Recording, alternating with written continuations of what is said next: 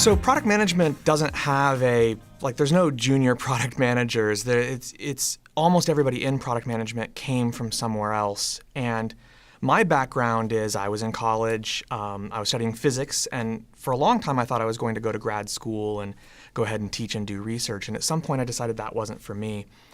And I remember talking to my advisors and things like that, and I said, well, I speak English and I speak tech kind of equally fluently. What job is that? And the only thing they could come up with was science journalism, which was cool, but not what I thought I wanted to do. And so I graduated, and it was in the 90s, so I ended up in tech support. I was a computer guy and started working in software.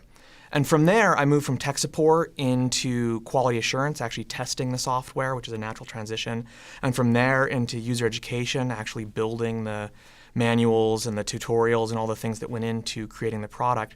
And it was from there that I ended up in product management. I was working for a small company at the time, and the president of the company had gotten big enough that he couldn't handle all the product management and asked if I might be interested, and I've been doing it since then. The first company I was working for was called Centrillium. We made a product called Cool Edit Pro, which is audio editing software. And at Centrillium, the main job of the product manager, besides figuring out what to do, but most of my hours went into actually just sort of coordinating things and making sure that everything was staying on track. And that was much more project management. That company, Centrillium, got bought by Adobe in 2003, and that's when I transitioned into then and moved up to Seattle and started working at Adobe. And at Adobe, that role, they treat it much more traditionally in the tech world, which is that my role got split into two. There was the product manager responsible for the business and what to build, and the program manager who was responsible for figuring out how we were actually going to build it, what our schedule was going to be like, what resources we needed, and doing that sort of project management coordination.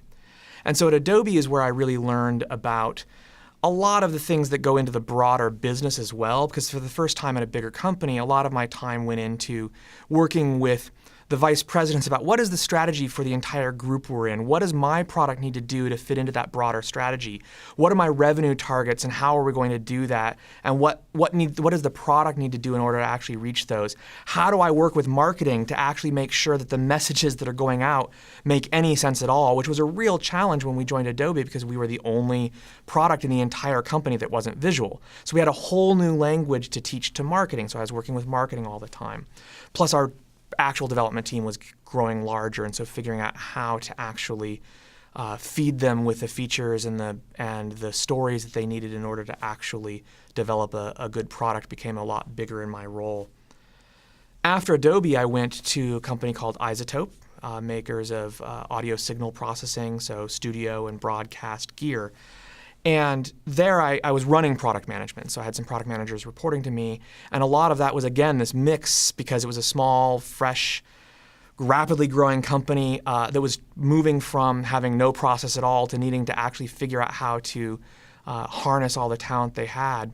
And so a lot of the work I did there was figuring out what is the strategic direction that the company needs to take with their product line and how do we actually organize development.